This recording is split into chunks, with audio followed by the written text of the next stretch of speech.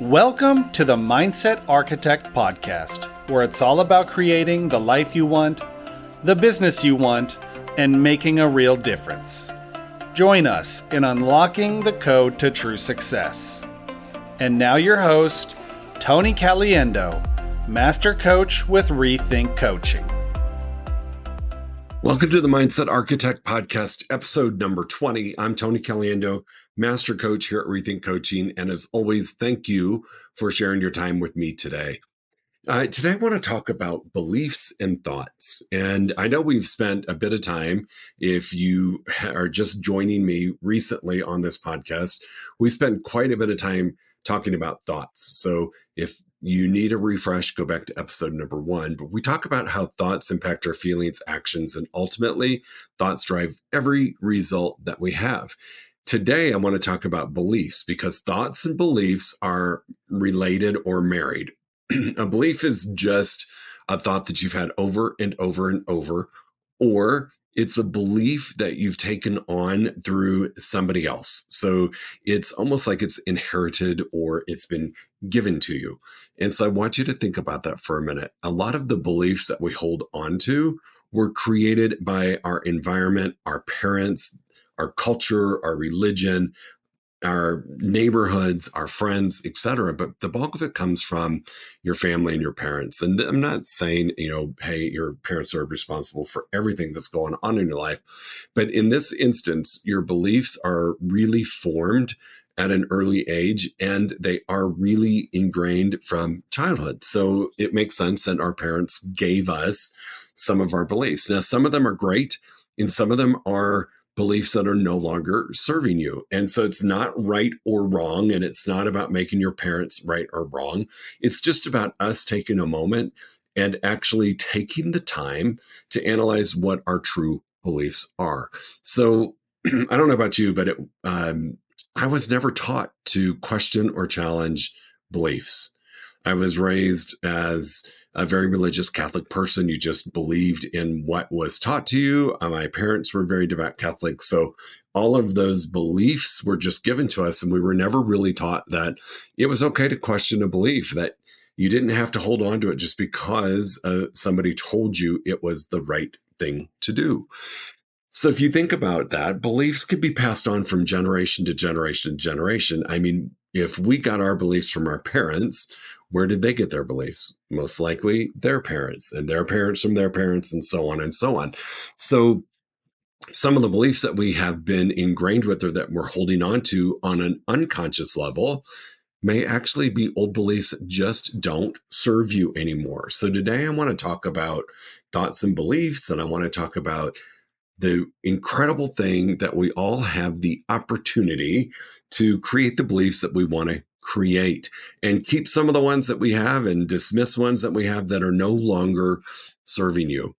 Beliefs are like a lot of things in life. It happens somewhat on autopilot. Again, unless this is something you've done in the past, most people haven't taken a time to truly sit with and identify what their current beliefs are, and then to strategize and be intentional about those beliefs in terms of sifting out and adding to. So if you haven't, this is going to be a great podcast for you to listen to, because I'm going to teach you that you can create beliefs that you desire and that are going to get you to the ultimate result and goal in life that you have, and that you have the right to eliminate or rewrite some of those beliefs that were given to you. So for me, I consider myself very fortunate. My parents were amazing, and they did their best job that they could raising the three of us. I have 2 siblings, 2 sisters. I'm the youngest. And my parents were children during the Depression. And so they experienced some things around money and scarcity that stuck with them for a while. And it stuck really with them until the day that they both passed. And those were ingrained beliefs that both their parents most likely shared with them, and that unfortunately my parents had to experience as young children. And so they shared those beliefs with us. I can recall having a lot of conversations with my mom in particular that I always wanted a bigger life. And it's not that she made me want to feel bad about that. However, her belief was you should be grateful for what you have. And if you are going to get more, it's not necessarily up to you. That you should just be grateful that you have a roof over your head, food to eat, and a car to drive, and clothes. And that was enough for them. And that's what they believed in. And they also felt they were raised in a part of town that was very ethnic, and they were raised in a part of town that was very Italian, and tight knit community. And there was some, they were first generation immigrants from Italy. And there were some beliefs around their ability to be successful and their belief around they had a place in the world. And I can remember hearing my mom say, and my dad, for a matter of fact, saying, we're just not those people. And they would tend to say that when I was pushing the limits and wanting to live a bigger life than what we were experiencing, and that I might be getting frustrated that I wasn't able to do it. And that was their belief, that we just weren't those kind of people. They also, again, because they believed in a very scarcity mindset, they believed that you would run out of money. They would constantly say, we can't afford that. We don't have the money. You really shouldn't buy that. It's too expensive. We don't need that brand. We can get this, or that will last another year. You don't need to spend money on that right now. They had the belief that if you spent the money, you would never get it back. So they were very, again, scarcity mindset, that if you spent money that you had saved, you weren't ever going to get it back. You were losing it. So you can imagine that those beliefs followed me around for quite a while. And if I'm being really honest, even with all of the work I've done and all of the thought work that I have done, they still hang out in my head. It's one of those things, I think, that'll be with you until the day that you close your eyes for the last time, that will come up and bubble up because it's been so ingrained, and there's a neural pathway carved in your brain that supports those beliefs and those thoughts. So here's a great thing. We get to change what we believe, and we get to choose what we want to take from the old beliefs and hang on to those and eliminate some of those other beliefs. I wish I could say delete and eliminate permanently, but again, they're going to bubble up. It's just called life. But we do have the ability to create the beliefs that we want. And so again, if a belief is either given to us or it is because we've had a thought over and over and over and it becomes a belief. So, an example of that might be a belief of being poor. If you have the thought over and over, I'm poor, I'm poor, I'm poor, or if you have the thought over and over and over, I don't make enough money, I don't make enough money, I don't make enough money, eventually you're going to hold on to and create a belief that you're poor or that you don't have enough money. Conversely, you can do the same thing about being wealthy. However, we tend to focus on the negative. And I don't know why that is. We just do. If you remember from an earlier podcast, we talked about this. If a belief is a thought that you have over and over and over, all right, and the majority of our thoughts are negative. So I think it's a National Science Foundation did the research for us and said we have approximately 60,000 thoughts a day, 80% are negative and 95% are repetitive. I'll say that again, 60,000 thoughts a day, 80% or 48,000 of those thoughts are negative and 95% of those thoughts are repetitive, meaning we've carried them forward day after day, week after week, year after year. And so if thoughts become beliefs, and the majority of our thoughts, if we are not strategic and intentional, are negative, it makes sense sometimes why we have a negative belief system about what we're able to do. And I know whatever you believe in is what you get. And so if we're not intentional about this, if we're holding on to old negative beliefs, if we're creating new negative beliefs, you're going to get what you believe in. And so I want to spend some time talking about the fact that it's such a gift that we get to choose our belief and the beliefs that we want to have that will get us to where we truly want to be. There's one thing that I do that this is just a me thing and it may not be a you thing, but I when I start to question my value or worth or my beliefs, I have to stop and remember that I was created. Some people call it universal intelligence. I call it God, the universe, higher power, whatever you relate to. I remind myself that I was created by God and that my value was predetermined. And the same thing that created the incredible world we live in with all of the amazing things, that same power is exactly the power that created me. And therefore, I believe that my value was predetermined and it was pretty high. It's all the other crap that I allow to infiltrate into my brain that drags my beliefs down and had me or will have me at times believe I'm not worthy. I'm not capable. I'm not that person. Some of those old beliefs continue to come up. And if you're like me, which the majority of us are, not saying people are all like me, but I'm just saying in this instance, we tend to have those thoughts and those beliefs come up.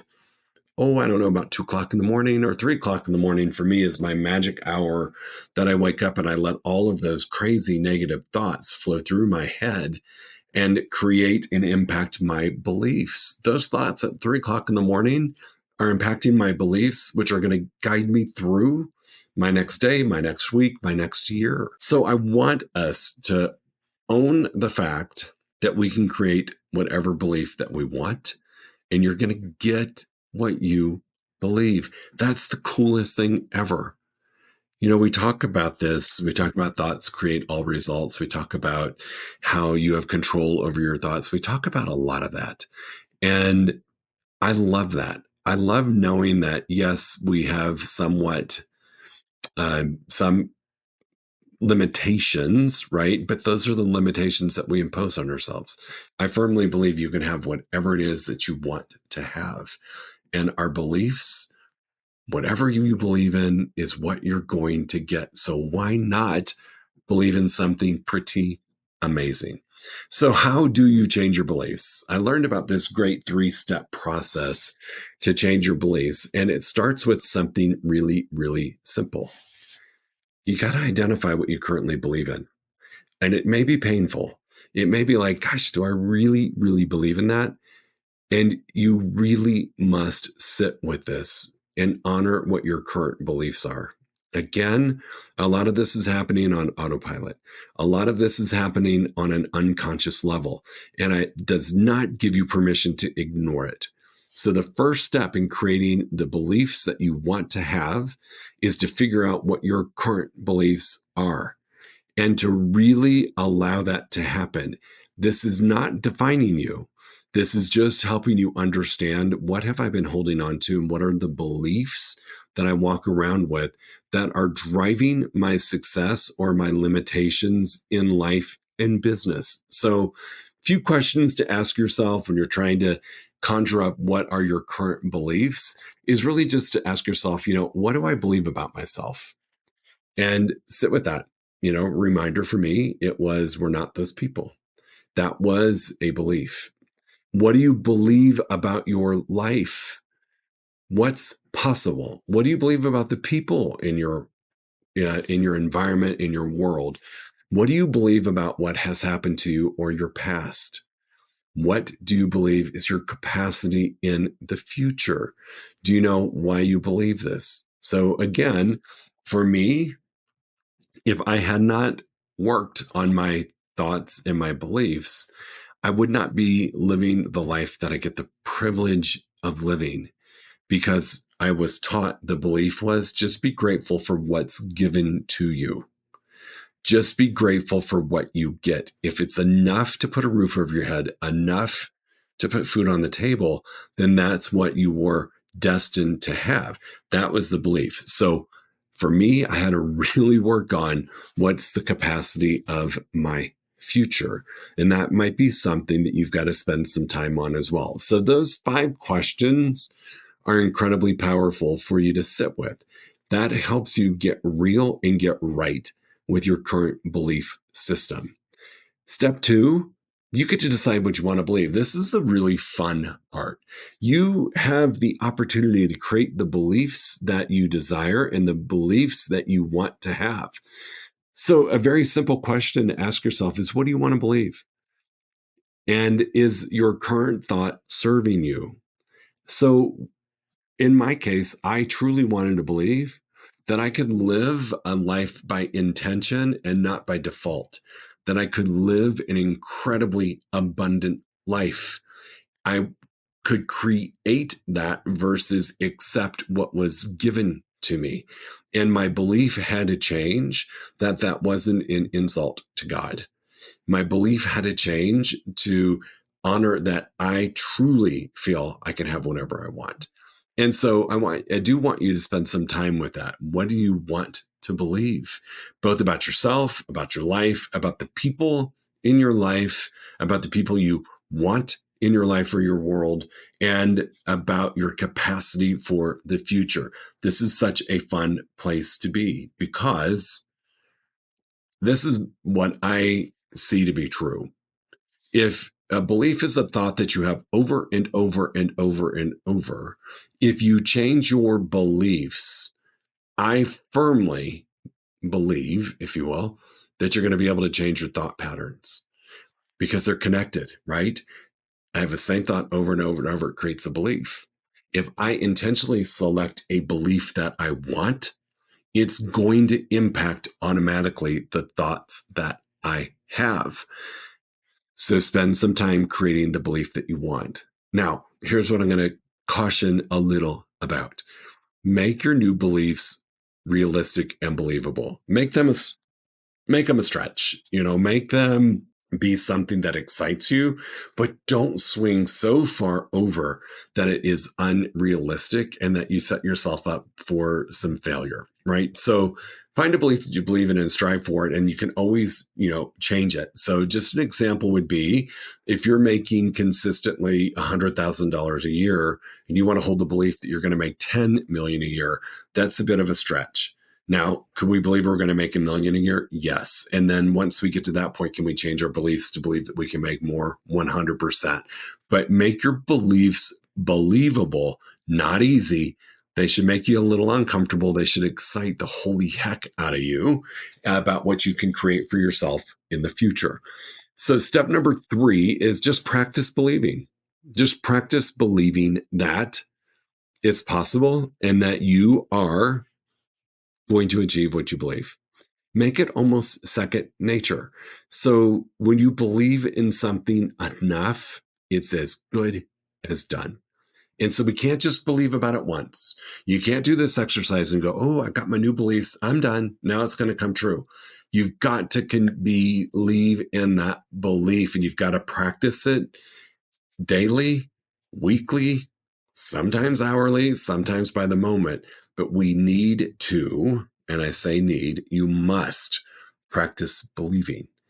And rather than defaulting to any negative thoughts or negative beliefs, repeat your new thoughts and your new beliefs over and over.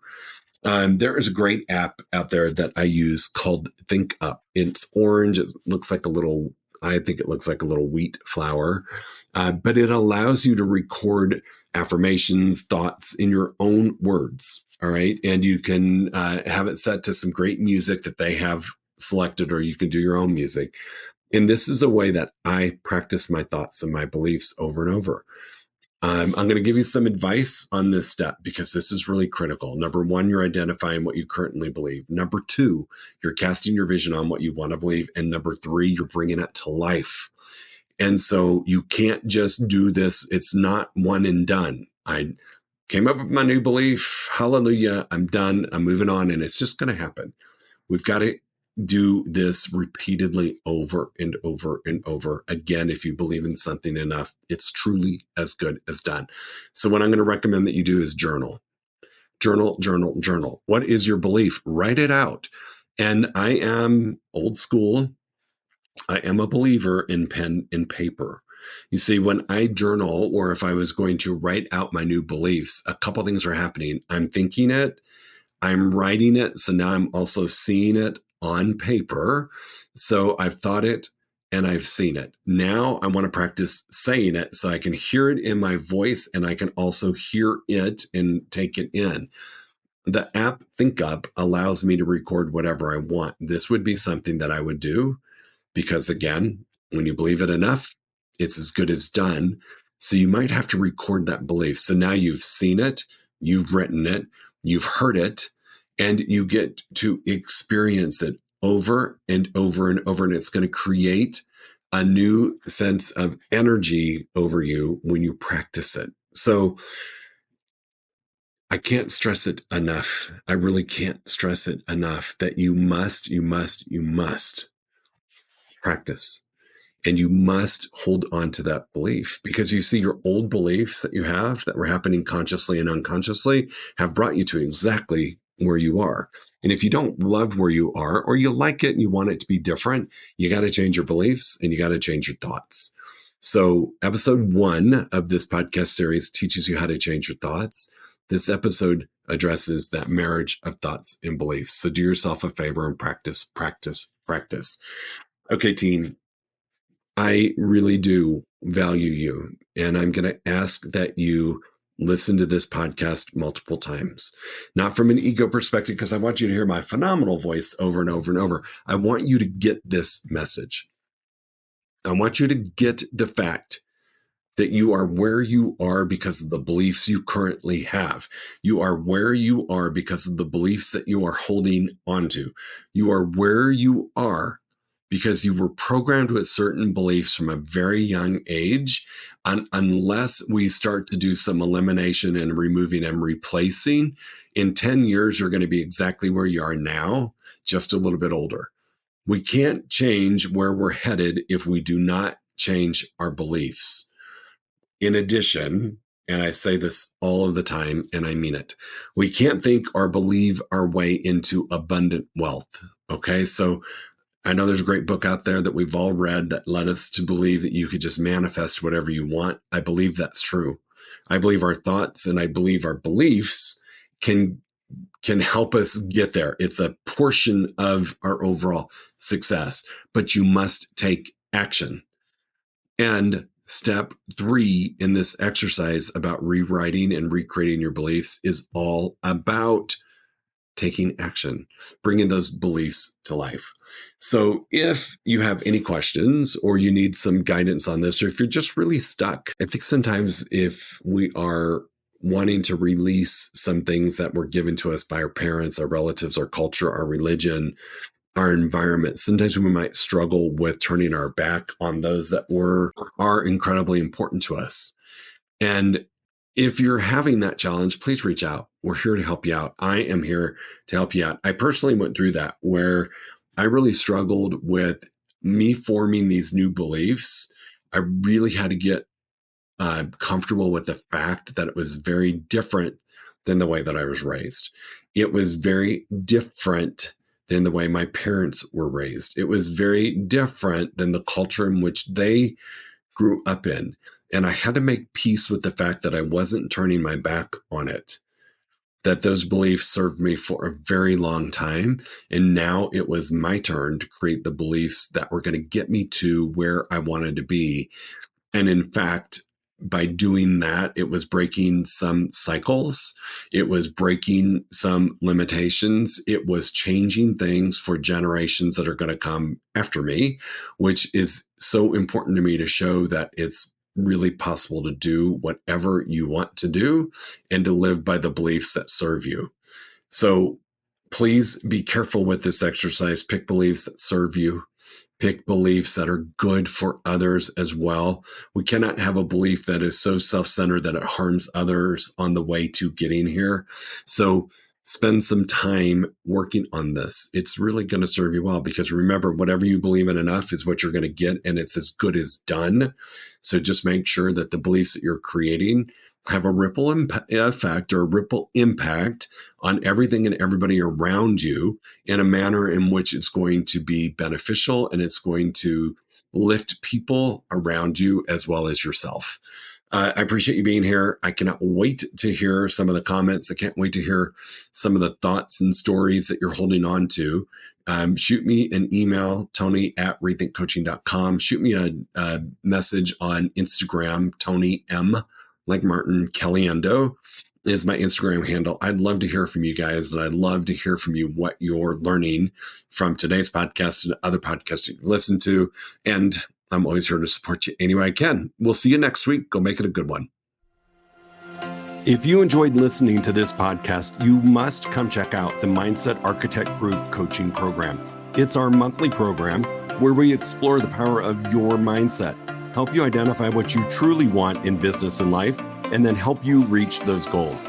Come check us out at rethinkcoaching.com/group-program.